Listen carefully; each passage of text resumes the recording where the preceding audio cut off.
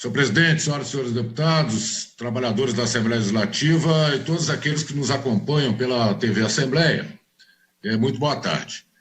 Estou trazendo, senhor presidente, dois assuntos para a tarde de hoje, nesse plenário, que trata como que o governo vem tratando as contas públicas. E também vou abordar questões referentes à Copasa, nessa importante companhia de saneamento e tratamento de água de Minas Gerais. Então, eu gostaria de iniciar minha intervenção, senhor presidente, deixando claro que os números que eu vou apresentar aqui não são números da oposição ou dos adversários do governador. São números do próprio governo presentes no portal Transparência. E essas informações elas estão disponíveis nesse portal, portanto, eles podem ser confrontados por todas as pessoas interessadas em acompanhar as contas do governo de Minas Gerais, presidente. Nós estamos falando de uma gestão, acredito eu, irresponsável do governador em relação aos servidores públicos estaduais, à saúde e à educação. A atitude do governador, ele privilegia fazer dinheiro em caixa e não honrar com as despesas do Estado. O senhor Romeu Zema parece que não quer fazer a economia girar e colaborar para que o Estado tenha uma resposta mais eficiente e positiva nesse cenário de pandemia. Então, senhor presidente, de acordo com o levantamento que nós realizamos, a receita arrecadada de janeiro a setembro desse ano, o governo estadual ele recolheu 70 bilhões e 500 milhões de reais aos cofres públicos. Eu vou repetir para ficar bem claro, hein, senhor presidente? E todos que nos acompanham na TV Assembleia. 70 bilhões e 500 milhões de reais foi arrecadado.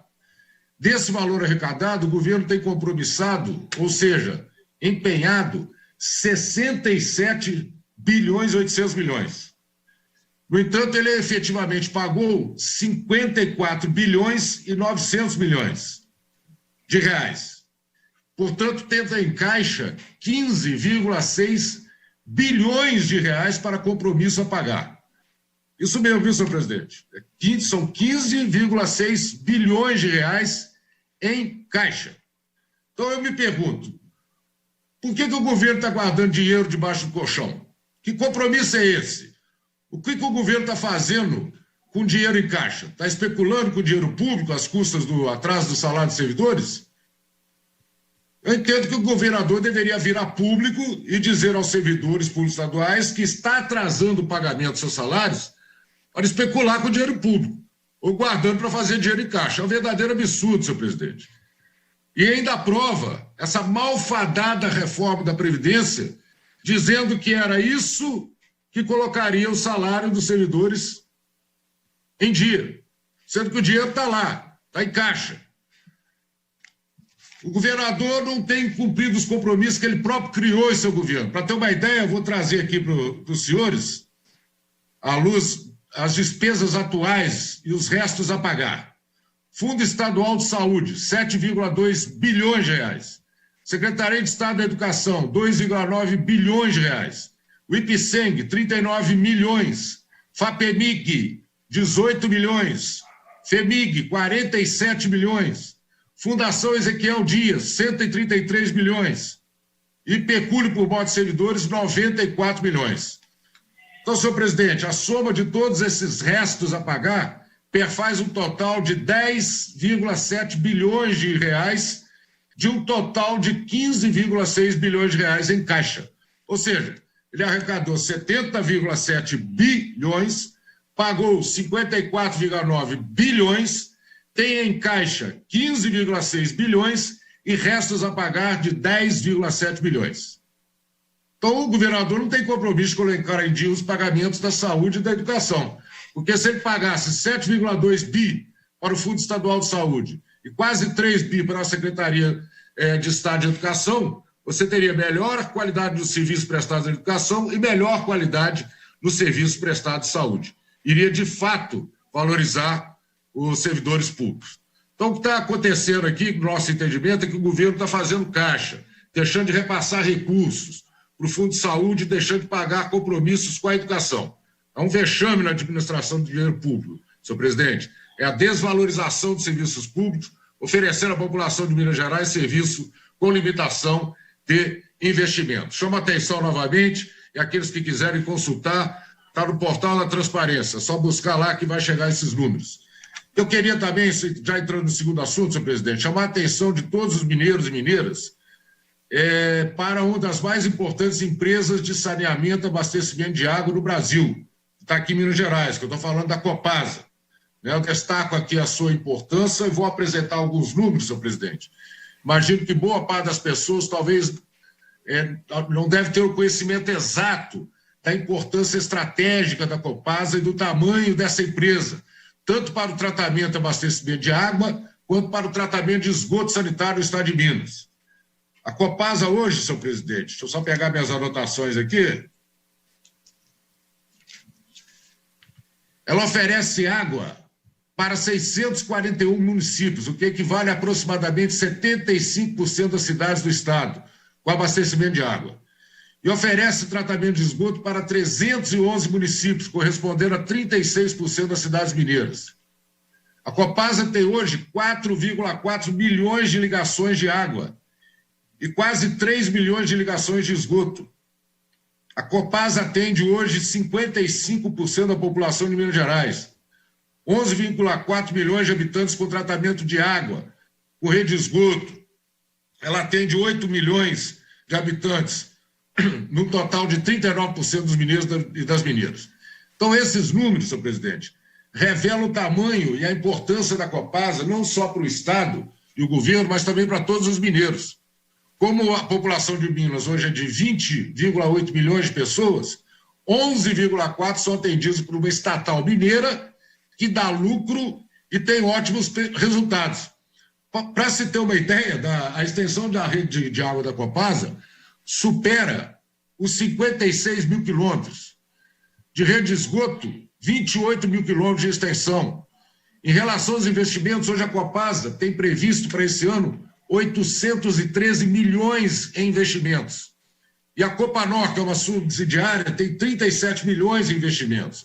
Ou seja, a previsão de investimento que foi aprovado pelo Conselho Administrativo é que ela fizesse esse ano 850 milhões de investimentos.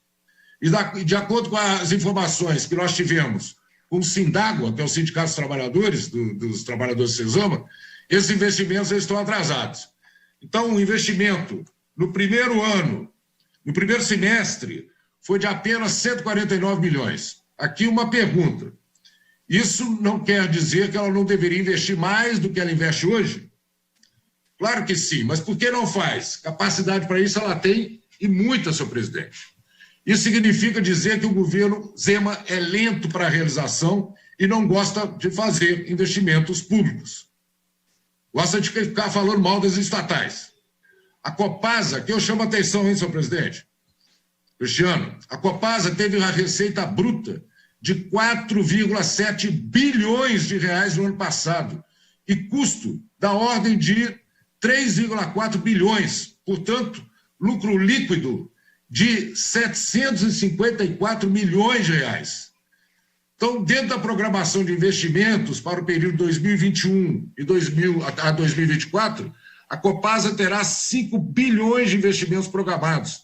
A Copanor, que é a subsidiária, investirá 149 milhões, ou seja, no total de previsão de investimento será de aproximadamente 1 bilhão de reais ao ano até 2024, totalizando 5 bilhões e 149 milhões de reais.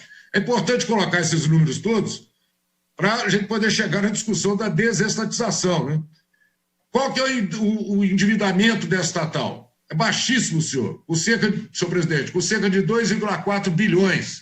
Então, a capacidade de ajudar a recuperação de economia de Minas Gerais é enorme, mas o governador não faz, né? Então, nós estamos falando de uma enorme empresa pública com uma, igualmente, enorme infraestrutura, construído ano a ano por investimentos públicos e com o compromisso de se tornar uma das maiores empresas de saneamento do Brasil. A Copasa hoje tem 6,9 bilhões de reais de patrimônio líquido construído em mais de 40 anos e teve um lucro líquido no segundo semestre desse ano de 146 milhões de reais. É uma empresa pública, tem dividendos distribuídos, pagos no exercício de 2020 no valor de 89 bilhões de reais. Além disso, tem uma previsão de nova distribuição de dividendo. E eu estou falando isso em pleno período de pandemia. Por isso, nós precisamos dar a devida dimensão a essa estatal. O objetivo, deliberadamente, né, há um objetivo de massacrar os trabalhadores. O governo Romeu Zema negou a manutenção de direitos aos trabalhadores em truculenta negociação com o Sindágua e outros sindicatos importantes da base da Copasa. A preocupação da gestão atual é não realizar investimentos, é fazer aplicações financeiras de caixa e maximizar o lucro. O Zema quer repartir os dividendos e não realizar investimentos por todo o Estado, que geraria mais empregos locais, ajudando a diminuir os impactos da crise que vem se arrastando há 4 anos. Então, para concluir, senhor presidente, eu não sei se cheguei ao meu limite aí, eu quero afirmar o seguinte, que é um absurdo no momento dessa de pandemia, você ter uma estatal desse tamanho, primeiro, sendo cogitada a ser privatizada, e segundo, com R$1 bilhão parado em caixa. Então, a Copasa, senhor presidente, diferente do resto da economia mineira, vai muito bem, obrigado, viu, presidente? Mas o governador, em vez de se preocupar com melhorar as condições do serviço público e a saúde dos mineiros, se preocupa em arrochar salário, distribuir maiores dividendos, depois vender nosso patrimônio. Romeu Zema trata saneamento e abastecimento de água, assim como trata saúde e educação no Estado. Ele gosta de ficar com o dinheiro parado em caixa, como eu disse na discussão anterior. Ele arrecadou 70 bilhões de reais, pagou 54 e tem caixa 15 bilhões. Isso realmente é um absurdo. No momento que você precisa que o Estado cumpra com o compromisso de geração de emprego, com melhoria da qualidade de vida, com melhoria da educação e da saúde pública. Por essas e tantas outras razões, senhor presidente, eu sou contra a privatização da Copasa, ou desestatização, como ele tem chamado, da CEMIG, da MGS, que eu pude falar também outro dia aqui a respeito da situação dessa empresa. Eu vou empenhar para derrotar esse projeto, junto com a nossa bancada, que é mais um daqueles projetos nefastos para Minas Gerais e para os mineiros. Então, senhor presidente, água não é mercadoria, é um bem público, né? Privatizar a água é caminhar na contramão de muitos países desenvolvidos que, nos dias de hoje, eles estão reestatizando, senhor presidente, empresas distribuidoras de água, como é o caso que aconteceu na Alemanha, na França, na Bélgica e também nos Estados Unidos. Então, senhor presidente, eu queria terminar por aqui, senhor presidente, e deixando claro as palavras de ordem que estão sendo já colocadas pelos trabalhadores, né, e que eu assumo também, não a privatização da Copasa, água não é mercadoria, é bem público, que o governo cumpra o seu papel social, pagamento em dia dos servidores públicos estaduais, investimentos públicos para benefício da população, e não para favorecer investidores e especuladores do mercado financeiro. Senhor presidente, eu agradeço. Boa tarde a todos e todas. Obrigado.